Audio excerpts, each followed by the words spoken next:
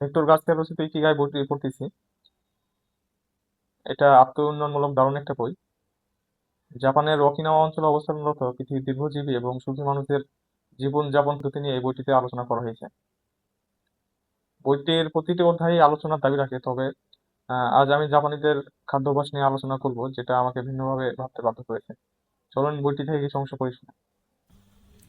জাপানের সবচেয়ে সাধারণ প্রবাদগুলোর মধ্যে একটি হলো হারা হাচি বু, যা খাওয়ার আগে বা পরে বলা হয়, অর্থাৎ আপনার পেট 80% পূরণ করুন। এই প্রাচীন জ্ঞান আমাদের পেট পুরে খেতে মানা করে।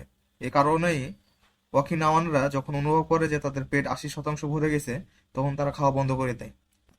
বইটির আরেক জায়গায় বলা হয়েছে, আপনি যখন খেয়াল করবেন যে আপনার পেট প্রায় ভরে গেছে কিন্তু আরেকটু জায়গা খালি আছে, তখন খাওয়া বন্ধ করে দিন।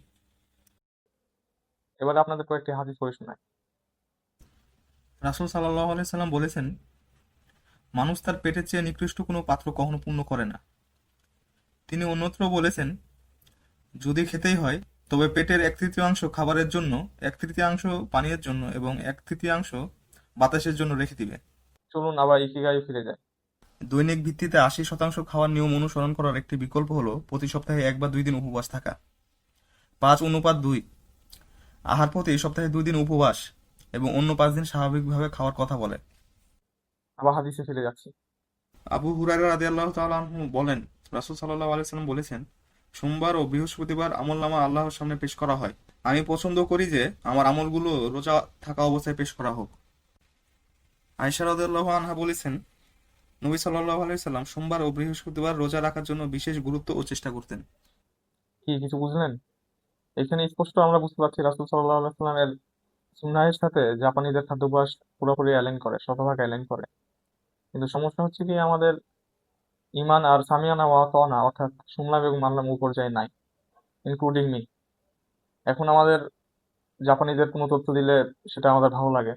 ইউরোপ আমেরিকানদের বিষয়গুলো আমাদের বেশি বিশ্বাসযোগ্য মনে হয়, অথচ আমাদের রেফারেন্স পয়েন্ট কোরআন হাদিস আমাদের ভালো লাগে না। এগুলো কিন্তু আমরা জানি যে ভরা পেট খাওয়া উচিত না, নকল রোজা রাখা ভালো, বা অবিবাহিত যুবক যারা আছে তাদের মাঝে মাঝে রোজা করা উচিত। কিন্তু ওই যে বললাম, আমাদের কোরআন হাদিস আমাদের ভালো লাগে না। আমাদের কিবলা পশ্চিম থেকে সরে গিয়ে আরো বেশি পশ্চিমে চলে গিয়েছে, অথচ কথা ছিল আমাদের রেফারেন্স পয়েন্ট হবে একমাত্র কোরআন ও সুন্নাহ।